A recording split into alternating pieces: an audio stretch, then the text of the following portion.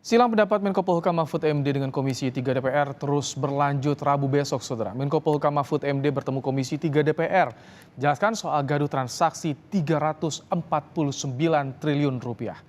Lebih lengkap soal ini kita bahas bersama dengan Wakil Ketua Komisi 3 DPR, fraksi Partai Nasdem, Ahmad Syahroni, dan pakar tindak pidana pencucian uang Yenti Garnasi. Assalamualaikum, selamat sore Bang Roni, Bu Yenti. Tampaknya masih di mute. Selamat sore Bang Roni, Bu Yenti. Selamat sore. Selamat sore. Assalamualaikum warahmatullahi wabarakatuh. Waalaikumsalam warahmatullahi wabarakatuh. Bang Roni, sudah ada jawaban dari Prof. Mahfud, harus datang ya Komisi 3, jangan absen. Yang keras datang terutama nih. Tanggapan Anda soal tantangan balik dari Prof. Mahfud di 300 lebih triliun ini, seperti apa Bang Roni? Terima kasih, selamat sore. Untuk yang Pak Mahfud minta, tiga-tiganya tadi saya pada saat fit and proper calon hakim agung, tiga-tiganya sudah saya tanya dan yang bersangkutan akan hadir pada besok hari untuk menyampaikan hal-hal terkait apa yang disampaikan oleh Pak Mahfud pada isu 349 triliun.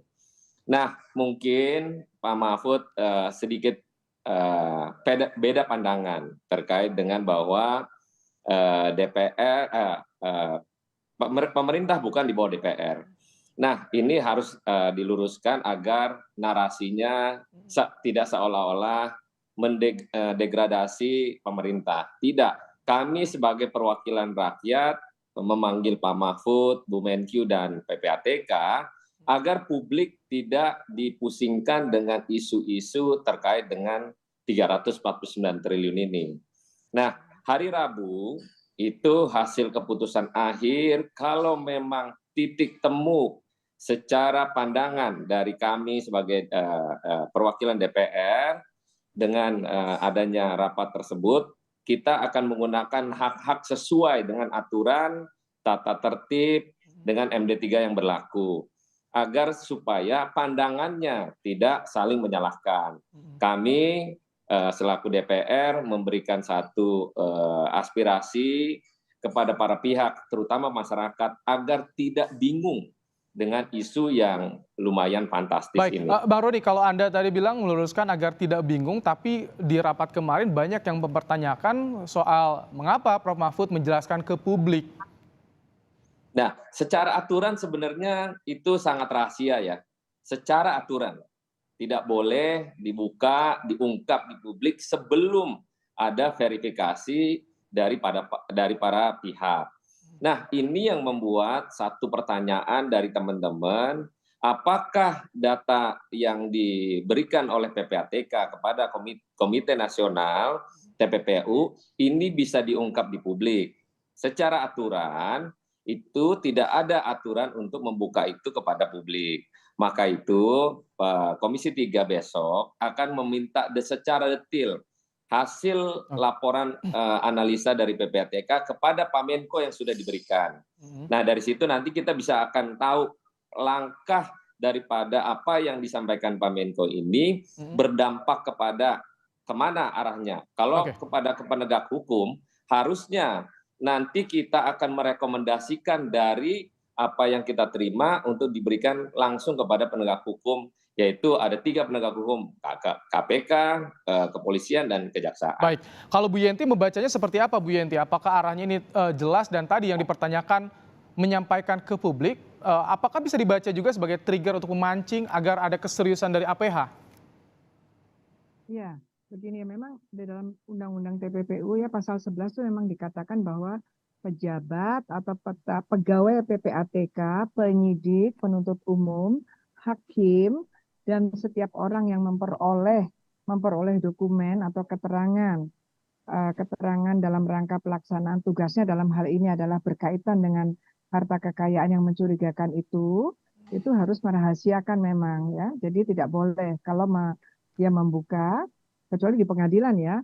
Hakim pun kan pada waktu belum disampaikan, itu karena takutnya kalau dia membuka, kemudian orang-orang yang terlaporkan gitu ya, rekeningnya terlaporkan itu, kalau dari kami dari hukum pidana itu hanya khawatir nanti keburu diambil, keburu lari, jadi pengadilan tidak ada gunanya juga. Kalau Walaupun itu keburu hanya sebatas gambaran saja, tidak eksplisit sebutkan nama, hanya jumlahnya pun dugaan ya, 300 triliun seperti itu Bu Yenti. ya sebetulnya kalau dari dan namanya juga financial intelligence ya, kalau namanya disebutkan, baru namanya aja namanya penjahat misalnya, betul itu ya Pak Bang Roni ya, betul bahwa dia merasa namanya disebut aja langsung bisa langsung dipindahkan kan gitu. Makanya kan waktu itu PPATK kemudian mengambil langkah-langkah yaitu dengan menunda transaksi 5 hari, kemudian 15 hari kan gitu. Oke. Maksudnya ketika sudah disampaikan harusnya penegak hukum harus cepat-cepat. Saya melihatnya, saya sudah menyampaikan ke beberapa TV ya. Apakah yang disampaikan Pak Mahfud ini benar apa tidak saya tidak tahu. Tapi pada waktu itu berguna gitu kan. Karena apa, kita juga kaget loh kok ternyata ada transaksi yang mencurigakan sejak 2009 sampai sekarang, kok kenapa baru sekarang. Dan kemudian dari beberapa jejaknya itu memang yang bersangkutan pada waktu itu Alun itu ya. Memang 2013 ada masalah, 2012 ada masalah, kemudian 2017 ada masalah, sampai yang Tapi terakhir ada gitu. Tapi pembiaran kok seperti itu ya?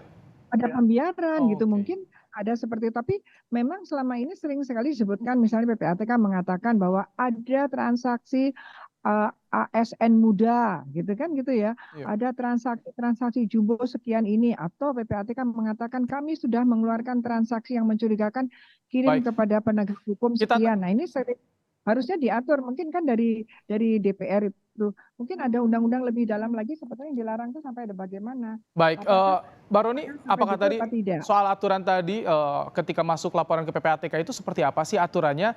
Dan yang menjadi pertanyaan publik juga, apakah kemarin disampaikan PPATK di Komisi 3 ini ada benang merahnya dengan apa yang disampaikan Prof. Mahfud sebelumnya, Mbak Roni? Jadi begini, PPATK kan punya laporan hasil analisis dari semua elemen yang ada terkait dengan transaksi. Nah, setelah dirangkup dengan PPATK itu memberikan laporan secara, misalnya ini kalau karena besar, mestinya yang pertama dilakukan adalah lapor kepada langsung Bapak Presiden, agar Pak Presiden memberikan arahan kepada pembantunya. Nah, ini kan enggak, karena Pak Menko juga sebagai Ketua Komite Nasional TPPU, PPATK memberikan itu laporan kepada Ketua Komite Nasional. Itu enggak salah. Tapi yang menjadi pertanyaan adalah, apakah laporan dari informasi PPATK ke Pak Menko sudah disampaikan oleh PPATK bahwa ini adalah hasil laporan yang terdapat transaksi yang diduga mencurigakan. Maka itu Pak Menko harusnya mendapatkan informasi, Pak, kalau boleh jangan disampaikan dulu ke publik untuk diverifikasi dan klarifikasi. Nah, fantastisnya adalah angkanya ini kan sampai 349 triliun. Nah, muncullah jadi akhirnya Bu Menkyu menyampaikan ada 2 oknum, ada wajib pajak yang nggak bayar. Nah, ini kan ungkapan-ungkapan yang seharusnya tidak disampaikan oleh Bu Menteri. Karena kerahasiaan pajak itu ada undang-undangnya. Baik. Nah, ini harusnya jangan sampai salah mengartikan informasi yang maksudnya Bu Menteri Mbak Roni, ingin. tahan dulu Mbak Roni. Tadi PPATK sempat juga ke istana bertemu Presiden, kabarnya ada arahan juga dari Presiden kepada Kepala PPATK. Kita simak bersama ya bagaimana keterangan dari PPATK. Tadi pertemuannya membahas apa aja, Pak? Ya, banyak yang kita bahas ya. Makasih. Saya dapat arahan dari Mbak. Ya, makasih. Arahannya apa, Pak? Pak, kok ngomong sih, Pak? Pak, kok ngomong sih, Pak? Agak singkat, tapi bilang ada arahan dari Presiden. Kalau sampai ada arahan dari Presiden, apa yang Anda baca, Bang Roni? Nah, begini, ini kan harusnya langkah ini sebelum kegaduhan ini muncul. Dilaporkan dulu ke pihak tertinggi, yaitu Bapak Presiden. Setelah itu Bapak Presiden akan memberikan arahan lebih lanjut. Nah, ini kan salahnya PPATK memberikan laporan itu kepada Ketua Komite Nasional yang mungkin tidak secara besar bahwa ada aturan-aturan yang berlaku untuk tidak dipublikasi. Tapi karena ini udah kepalang, gaduh dan masyarakat akhirnya bertanya, Maka Komisi 3 terkait dengan mitranya yaitu PPATK memanggil para pihak untuk diberikan penjelasan daripada mereka-mereka yang memberikan satu informasi Baik. kepada publik agar tidak salah paham ini. Baik, Bu Yenti, kalau Anda lihat sampai PPATK dipanggil ke istana, apakah ini Presiden melihat ada potensi gaduh antara Polhukam dengan Komisi 3 soal ini, Bu Yenti?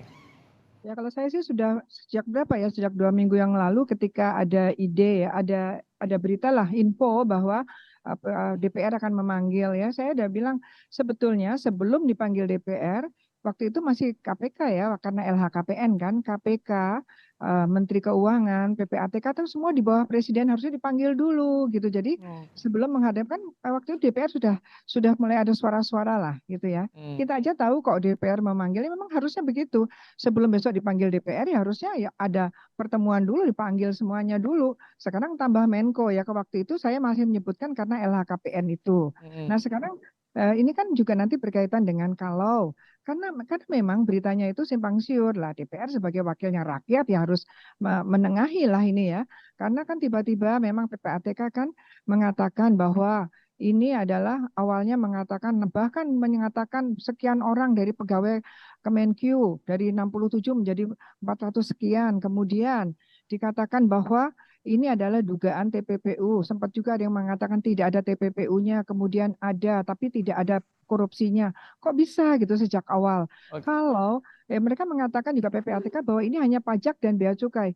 Kalau pajak dan bea cukai itu kemudian ada yang terlibat adalah pejabatnya ya KPK gitu loh. Jadi Oke. memang pemahaman Penegak hukum yang yang masuk di situ sama, ya. penegak hukumnya itu tidak ada. Jadi membuat gaduh dan Baik. bukan masalah gaduh ya. Masyarakat itu menurut saya ya Mas Roni ya geram gitu ya.